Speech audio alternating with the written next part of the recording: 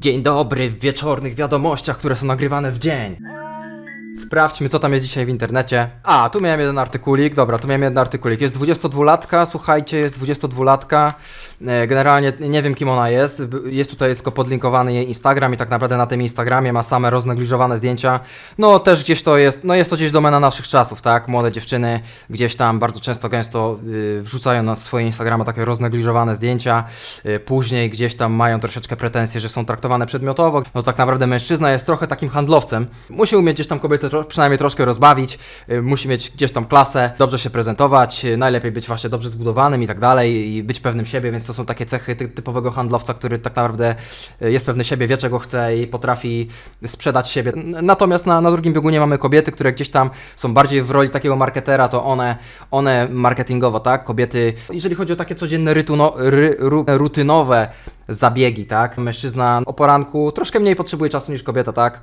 No, kobieta bardziej dba o detale, tak? Kobieta dba bardziej na przykład o paznokcie i o wszystkie tak naprawdę te detale, które wiążą się z wyglądem, no bo kobieta jest bardziej marketerem, tak? Mężczyzna jest bardziej handlowcem, mężczyzna zazwyczaj goni, a kobieta zazwyczaj wybiera sobie mężczyznę, tak? To do kobiety się podchodzi w klubach, raczej kobiety do mężczyzn w klubach podchodzą, wydaje mi się, troszeczkę rzadziej. Także no, wracając do tematu, mamy tutaj kobietę, która marketingowo gdzieś tam bardzo mocno na tym Instagramie działa.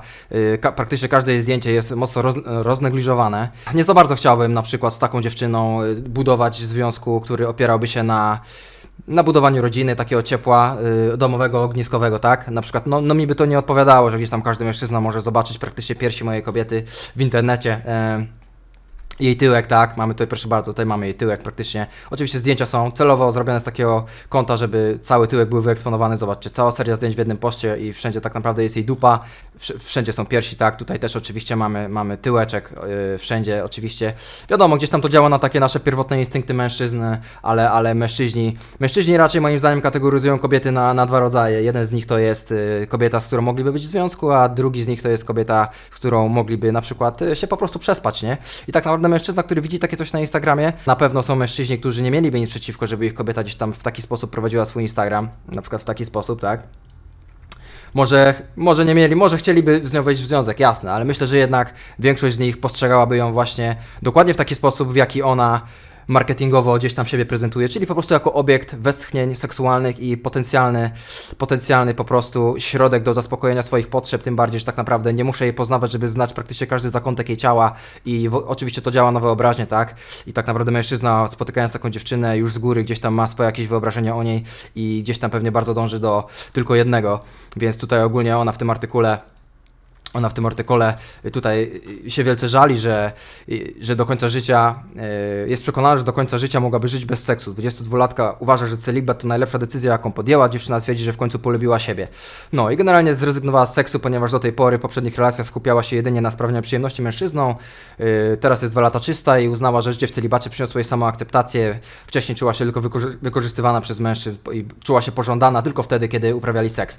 No więc generalnie, no znowu, nie? Tak jak próbujesz się sprzedać, tak jak ty sama siebie widzisz, tak ciebie widzi też świat, tak? Jeżeli ja widzę siebie jako osobę, która ma niskie poczucie wartości, nic nie osiągnąłem w życiu, jestem niepewny siebie, uważam, że nie zasługuję na bogactwo, uważam, że inni są lepsi ode mnie, uważam, że nie zasługuję na przykład na rozwijanie kanału na YouTubie, uważam, że inni są lepsi ode mnie, uważam, że jestem nieprofesjonalny, uważam, że mam brzydkie ciało, no to będę taką energią też gdzieś tam emanował na świat i dokładnie w ten sposób będą odbierali mnie ludzie, tak? Mówi się, że jeżeli sam siebie nie pokochasz, no to inni ciebie też, to też nie możesz pokochać innych i inni ciebie nie mogą pokochać, jeżeli nie kochasz sam siebie.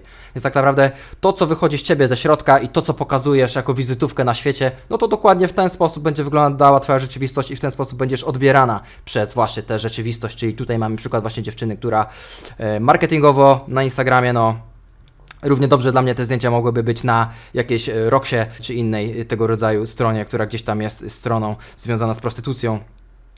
I tak naprawdę nie różnią się te zdjęcia dużo od tego pokroju stron, tak? Ale oczywiście wracając do artykułu, tak, no dziewczyna postanowiła zmienić to, tak? Postanowiła gdzieś tam podchodzić do relacji damsko-męskich inaczej, postanowiła zrezygnować z seksu.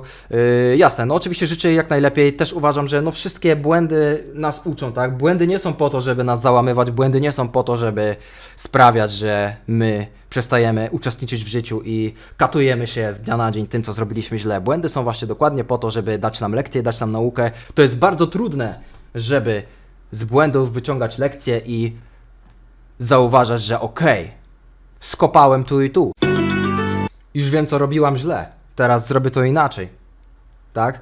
To jest bardzo trudna rzecz, żeby w swoim życiu ogarnąć to w taki sposób, nie? Zazwyczaj błędy nas deprecjonują, błędy dociskają nas do ziemi. Stajemy się jakimś, powiedzmy, gdzieś tam lekkim pośmiewiskiem w jakimś gronie przyjaciół, znajomych czy w internecie, lub na przykład jakieś niepowodzenia sprawiają, że nie chcemy już drugi raz próbować. To jest największy moim zdaniem błąd. Należy każde potknięcie, każdą porażkę, nawet największą, należy zamieniać na naukę i cenną lekcję, tak? Więc ta dziewczyna tutaj, czy taka skrajność, życie bez seksu będzie jej służyło? Nie wiem, na ten moment jest napisane, że jej to służy, tak? Więc jeżeli jej to służy, no to fantastycznie. Może po jakimś czasie wróci do tego, może pozna odpowiedniego mężczyznę, może inaczej podejdzie do spraw seksualnych, może zmieni jej się po prostu spojrzenie na to i jej postępowanie dało jej jakąś tam lekcję tego, że po prostu, że no gdzieś tam mężczyźni postrzegali ją może w taki sposób, wykorzystywali ją. Teraz może faktycznie, jeżeli będzie dziewczyną, którą gdzieś tam jest na przykład trudniej zdobyć, która gdzieś tam bardziej szanuje siebie pod kątem czystości, pod kątem pójścia z mężczyzną do łóżka, myślę, że może jej to zaowocować w taki sposób, w jaki chce, tak? Tak naprawdę, jeżeli dążymy do celu, nie zważając na to, jak się czujemy, nie zważając na przeszkody, nie zważając na to, co inni mówią, tylko po prostu chcemy czegoś bardzo, myślimy o tym cały czas, realizujemy to i wprowadzamy zmiany w swoim życiu, to naprawdę nie widzę żadnego powodu, z którego nasze działania miałyby nie zaowocować sukcesem. Także no, wieczorne wiadomości niestety dzisiaj w świetle słonecznym, natomiast mam nadzieję, że nie będzie to jakoś specjalnie przeszkadzało. Dzięki bardzo.